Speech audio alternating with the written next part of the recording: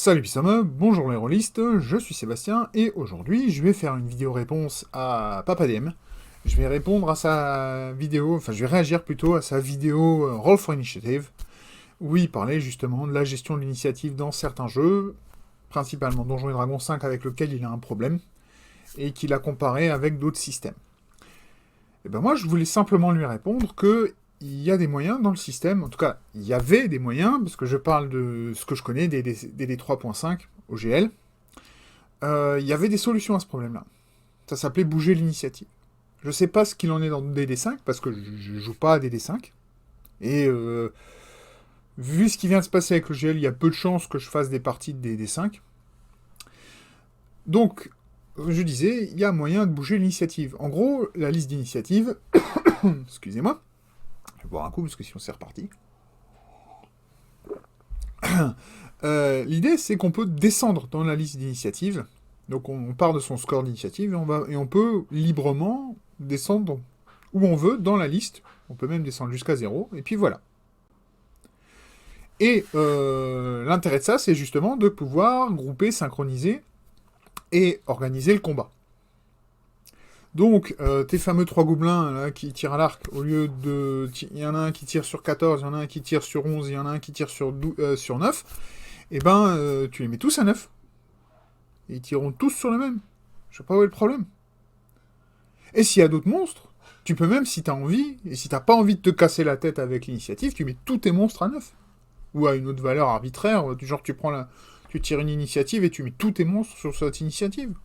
Et tes joueurs, bah, ils seront au-dessus ou en dessous, donc avant ou après, et ils organisent leur tour après, leurs idées comme ils veulent, et tu peux simplifier à ce moment-là le tour d'initiative, un peu comme ce qui est dans Mothership, ce dont tu parlais, c'est-à-dire ceux qui jouent avant, ceux qui jouent après, tu les laisses s'organiser comme ils veulent, le groupe avant, le groupe après, c'est pas ton problème. Toi, tu organises tes monstres, puis voilà, ça marche aussi. Pareil, l'idée de faire un tour de table pour annoncer les intentions avant, bah, tu peux toujours le faire dans Donjons et Dragons, et rien ne t'empêche de le faire. Tu peux même ensuite... Bah alors après, l'idée c'est que faut gérer une initiative statique, donc ça va peut-être... Tu retrouveras toujours le même problème, mais au moins le fait d'avoir fait le tour, ça t'évite d'avoir l'effet de... T'as joué? Ouais, c'est bon, toi aussi? Ouais, bon ben, je crois que c'est à moi alors. Ah non, il y avait encore un monstre. Bon ben, j'attends. Si t'annonces les choses comme elles se font, ben, si tu permets au moins déjà aux joueurs de jeter les idées, de leur laisser 15-20 secondes, disons, avant le tour pour organiser leurs idées, et essayer d'établir une tactique de groupe, et ben, ouais, ça peut être intéressant. Et faut pas avoir peur de le faire. Alors certes, c'est du méta-jeu, mais pas grave non plus. Et justement, si ça permet de simplifier, de fluidifier le jeu, pourquoi pas. Voilà, c'est tout ça, il y a plein de solutions, faut pas avoir peur de les utiliser. Et voilà, il y a peut-être même d'autres solutions là que je vois pas en discutant là. Mais en gros, pour régler ton problème, tu as donné les propres solutions à ton problème. Tu peux les appliquer. Il n'y a rien qui empêche de dire, bon ben écoutez les gars, on va le mettre de côté, on va légèrement modifier le système de combat. On va faire comme ça aujourd'hui. Si ça marche, on continue. Si ça vous plaît pas, ben, pas grave, on scrape, on recommence, ou jusqu'à ce qu'il y en ait un qui ait une bonne idée, et puis c'est parti. Voilà. Enfin bon, voilà, mais l'idée, c'est vraiment... L'initiative, c'est pas écrit dans le marbre. Elle peut bouger. N'hésitez pas à l'utiliser, c'est vraiment important. C'est d'ailleurs une des clés à la tactique dans un combat. Il y a des fois, un combat, il peut se passer vachement différemment en fonction que vos joueurs... Si vos joueurs, ils bougent de quelques points d'initiative vers le bas, qui se placent avant ou après un monstre.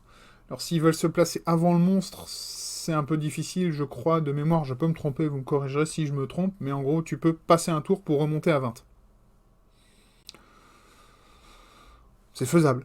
Donc voilà, il y a des solutions, il y a des méthodes, il y a des tactiques, il y a des outils qui existent pour ça, et il faut les utiliser. Maintenant, le problème, c'est que ça va surtout dépendre de l'envie de vos joueurs de participer à un jeu tactique, ou bien vouloir quelque chose de plus cinématique, de plus rapide aussi, parce que c'est vrai que les combats sont longs dans Donjons et Dragons. ça plaît à certains, comme moi, ça fait fuir d'autres, pas gênant non plus, c'est selon le type de jeu, hein, comme toujours, le système limite l'histoire le genre d'histoire qu'on peut raconter, et dans Donjons et Dragons, les combats se veulent tactiques. Ça va pas être du... Alors il y a moyen d'en faire du grand spectacle, hein, mais comme Papa DM disait, on va se souvenir plutôt des éléments vraiment explosifs, des grands moments, au lieu d'avoir une vague, de garder en mémoire le flow général du combat. Et pareil, si on change un peu la manière dont fonctionne le combat, on peut revenir sur se souvenir du flow général du combat. Et la meilleure idée que moi je vois, c'est effectivement regrouper les monstres sur une initiative, comme ça règle les problèmes. À la limite, s'il y a un boss, on peut le mettre sur une initiative différente, pour vraiment démarquer le boss, mais si c'est que tu trashes, laissez-le à au même niveau d'initiative, et puis voilà, enfin, je vois pas où est le problème. L'important, pour essayer de trouver des solutions, de toute façon, c'est l'expérimentation. N'hésitez pas à essayer des choses, annoncez-les à votre table, s'ils acceptent, allez-y, testez un combat ou deux, regardez ce qui se passe, attendez les retours, et vous verrez bien. Et si jamais vous, qui m'écoutez, avez des solutions et des idées pour ça, balancez-les en commentaire, expliquez votre truc pour un peu simplifier la gestion de l'initiative dans Donjons et Dragons. Et, ou bien, faites comme moi, faites une vidéo réponse, allumez votre smartphone, enregistrez-vous dans votre chambre, dans votre voiture, en chemin au boulot, pour le boulot, voilà, il n'y a pas besoin d'avoir du gros matériel, et pour arriver à répondre et à participer au débat, quoi. Donc voilà. Est-ce qu'il y a encore autre chose que je voudrais mettre en avant par rapport à cette histoire d'initiative ? Ah, tiens. Désolé, ça c'est un truc que je dois gérer, donc je vais faire une coupe et on se verra de l'autre côté. Voilà, désolé. Donc, où j'en étais ? Oui. Les solutions que tu as données dans ta vidéo, je répète juste pour être bien sûr, hein, elles sont bonnes et elles pourraient être utilisées dans Donjons et Dragons. Il n'y a rien qui t'empêche, malgré ton ordre d'initiative, que tu peux avoir simplifié, de demander un tour de sur un tour de table à tes joueurs, qu'est-ce que vous allez faire ? Rien n'empêche. Il n'y a pas besoin d'attendre le tour du joueur pour savoir ce qu'il veut, pour lui demander ce qu'il veut faire, et attendre de communiquer avec les autres. Un peu de méta-jeu va simplifier grandement le combat. N'hésitez pas à l'utiliser. Ça, donc, c'était l'histoire du tour de table à la World of Darkness, même si moi je connais pas très bien le système, parce que ça fait très longtemps que j'y ai pu jouer. Comme dit, tous les mobs sur la même idée, ça marche très bien. C'est un truc que moi que je fais souvent pour simplifier les combats, perdre moins de temps, parce que comme ça, j'ai mes joueurs qui jouent. Des fois, je peux même autoriser des changements d'initiative, faire une entorse aux règles, en gros, permettre pour un tour qu'il y en ait un qui joue avant l'autre. Voilà, ça simplifie aussi des fois les combats et ça permet d'avoir un peu d'options tactiques en plus. Parce que si on applique les règles à la dure, ça veut dire qu'il y en a un qui va baisser son initiative jusqu'à ce que l'autre passe au-dessus. Mais bon, voilà. Au bout d'un moment, c'est soit vous voulez un jeu tactique, et à ce moment-là, vous respectez les règles, et vous respectez l'ordre d'initiative. Et ça, c'est vraiment si vous voulez un jeu tactique avec vos plateaux, vos figurines et tout. Moi, je trouve ça très fun, mais ça plaît pas à tous les joueurs, donc n'hésitez pas à tordre un peu les règles, à les adapter comme vous voulez. Je vois pas où est le problème, quoi. Voilà, je pense que j'ai fait le tour et que je me répète un peu, mais Papa DM, tu as donné les solutions à ton problème. N'hésite pas à les appliquer, même sur Donjons et Dragons. Ou si c'est pas toi le maître du jeu, regarde avec ta table et propose-leur. Qu'est-ce que tu risques ? À part un nom. Pas grave. Tu prends jamais aucun risque à demander, à proposer une solution différente. Voilà.